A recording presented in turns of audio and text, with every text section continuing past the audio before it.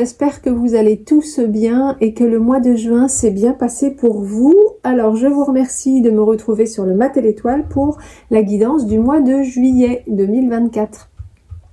Alors, je vous rappelle qu'il s'agit d'une guidance générale qui ne parlera pas à tout le monde. Faites preuve de discernement, prenez ce qui résonne avec vous, votre vie, vos circonstances et surtout prenez ce moment comme un moment de détente et de plaisir. Alors, on va aller voir ce que vous souhaitez vraiment pour ce mois de juillet, les challenges, les défis qui pourraient se présenter à vous, vos ressources et vos forces pour relever ce défi. Un conseil des cartes, on ira également voir le message de l'arcane majeur qui pour vous, en l'occurrence, est la justice, une fleur de bac, une huile essentielle à utiliser en olfactif si vous le souhaitez. Je vous rappelle que vous pouvez aller visionner la guidance de votre signe solaire qui en fait correspond à votre signe astrologique, également la guidance de votre ascendant pour avoir des informations supplémentaires et la guidance de votre signe lunaire, très important, puisqu'il s'agit de votre vie intérieure, de votre vie émotionnelle, voilà, des émotions. Alors si vous ne connaissez pas votre signe lunaire, vous pouvez trouver des sites sur internet qui vous font le calcul gratuitement. Il vous suffit d'avoir la date et heure et lieu de naissance, comme pour l'ascendant en fait. Voilà, alors c'est parti les balances. Qu'est-ce que vous voulez vous pour ce mois de juillet? Vous avez l'abondance et le 7 de denier. Alors, clairement, vous voulez de la richesse, de l'abondance. Alors, la richesse, l'abondance, attention, c'est pas que financièrement, ça peut l'être. Donc, pour certains, ça va être de la richesse, effectivement, financière, matérielle. Pour d'autres, ça peut être l'abondance de santé, enfin une bonne santé. Ça peut être l'abondance dans vos relations, au niveau familial. Voilà, vraiment prendre abondance et richesse dans son sens large. Et vraiment, ça laisse un éventail de possibilités. Donc ça, c'est ce que vous souhaitez, en tout cas, pour ce mois de juillet. Et le 7 de denier, en fait, ça nous dit que vous avez peut-être planté des graines pour certains, investi pour d'autres, et vous avez envie de voir fleurir, pousser, fructifier, se développer justement ce que vous avez entrepris, ce que vous avez commencé à mettre, soit à semer les graines que vous auriez semées, soit les investissements que vous auriez faits, les efforts que vous auriez faits dans certains domaines. Vous avez vraiment envie maintenant de récolter les fruits de vos efforts, je dirais, en tout cas de ce que vous avez mis en place. Donc voilà, pour ce mois de juillet, vous voulez vraiment récolter les fruits de vos actions, je dirais. Voilà, et de vos efforts.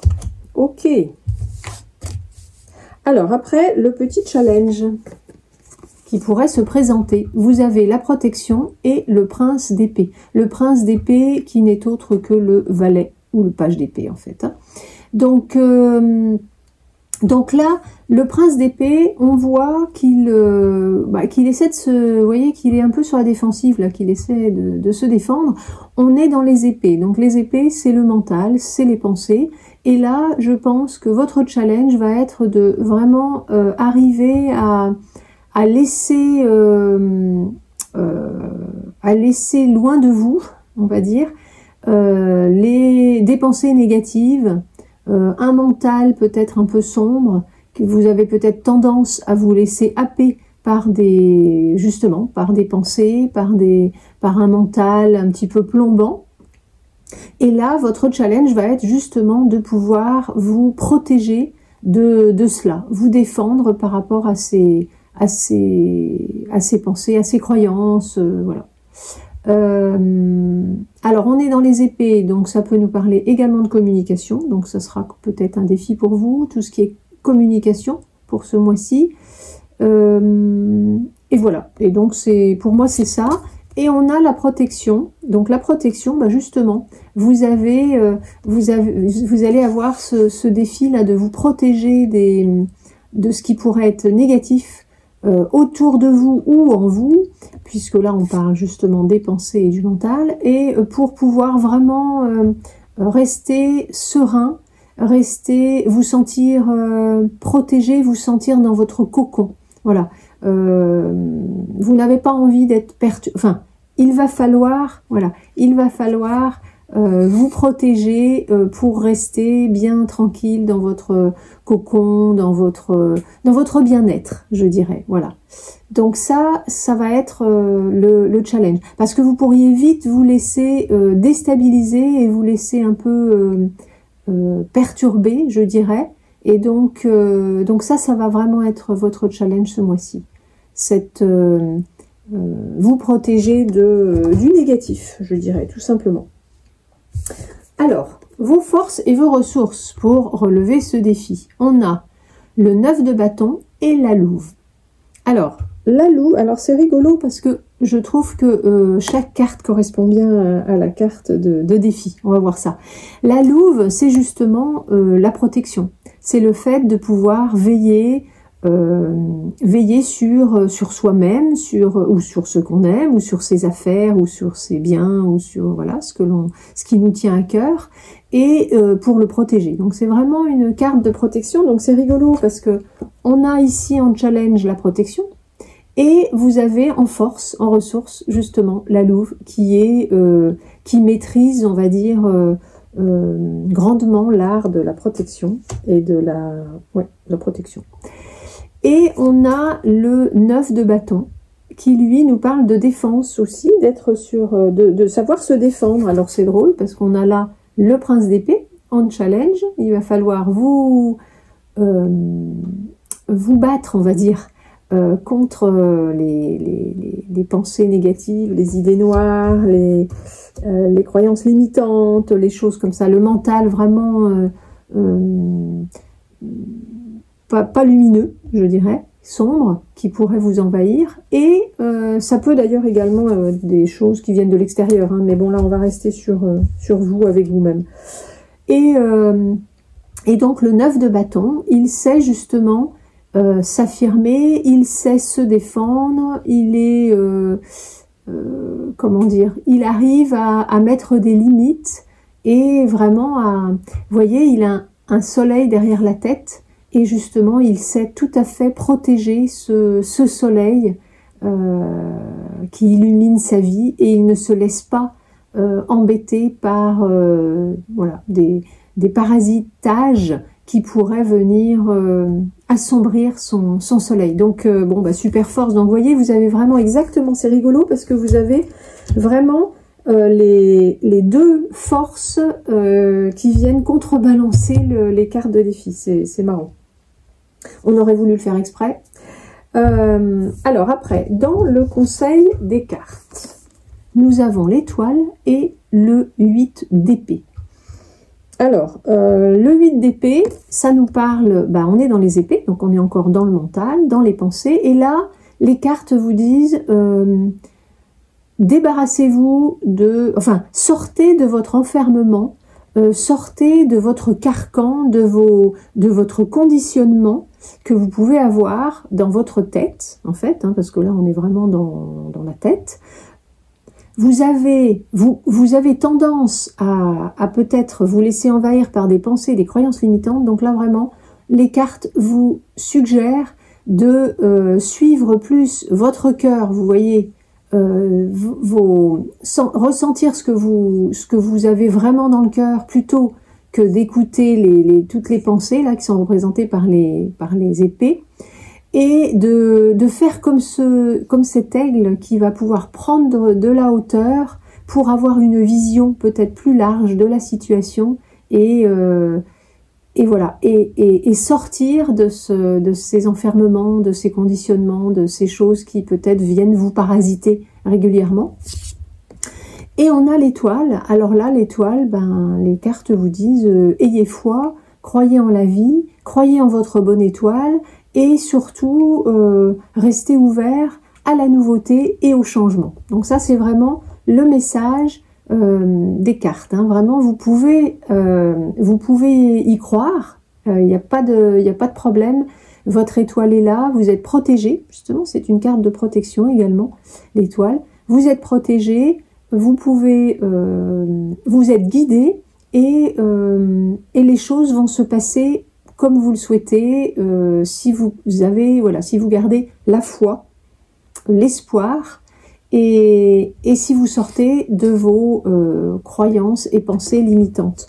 Le 7 de denier, ça me fait penser que le 7 de denier, donc que vous attendez en fait le résultat de récolter les fruits en fait de ce que vous avez semé, c'est également une carte de foi, parce qu'en fait c'est vraiment la foi en la vie, en le fait que les choses vont se dérouler comme vous l'avez imaginé.